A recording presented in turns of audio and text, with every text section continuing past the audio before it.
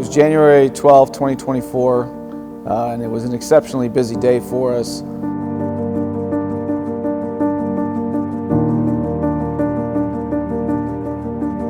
Pregnancy can mean a lot of things.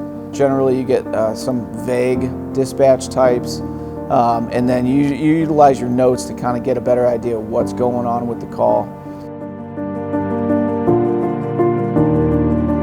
After locating the apartment in the apartment complex, which can take a little bit of time, we went up to the second floor and were greeted by the husband, who states that his wife was going to be delivering a baby. I remember going to a bedroom and seeing the woman who was in obvious labor, and at that time we have to make a decision whether we have time to transport to the hospital or to deliver in place. It was determined by the paramedics that the best scenario for her would be to go to the hospital.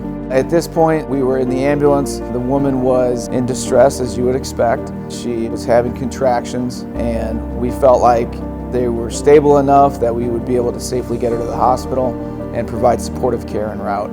I was looking for the signs of imminent delivery, and we didn't see those at the moment, and we had a very uneventful transport to the hospital. She remained stable and things remained steady until we pulled into the lot. At that point, we knew that she was getting ready to deliver. Upon arrival at the hospital, we were told to take her up to the OB floor, which requires us to get on an elevator and go up there. So the crew, by ourselves, used the elevator to go up to OB floor. Having seen the birth of my own children, having delivered babies at the fire department before, you're under the understanding that things can happen quickly and they can change on a dime. And so knowing that, it's important to monitor the situation closely.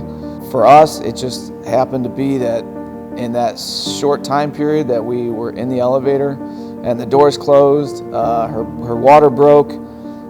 She had let out a scream, had a extreme urge to push, and at that point she delivered the baby, and I was able to, for lack of a better term, catch the baby.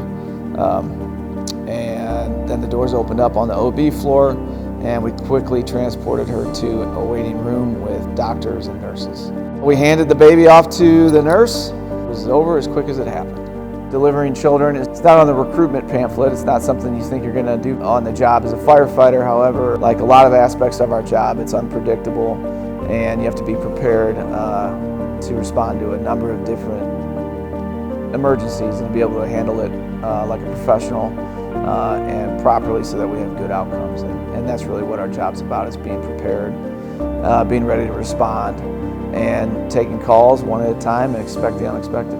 We checked up a shift or two later just to make sure the baby was okay, and it sounded like everybody was happy and healthy, and it's all we needed to hear. And in our line of work, we see some things that are not great all the time, and it's refreshing and fun to have a positive event come from a call that had a positive outcome. We were awarded a company citation that includes everybody who was on the call, which was Squad 63 and Ambulance 64.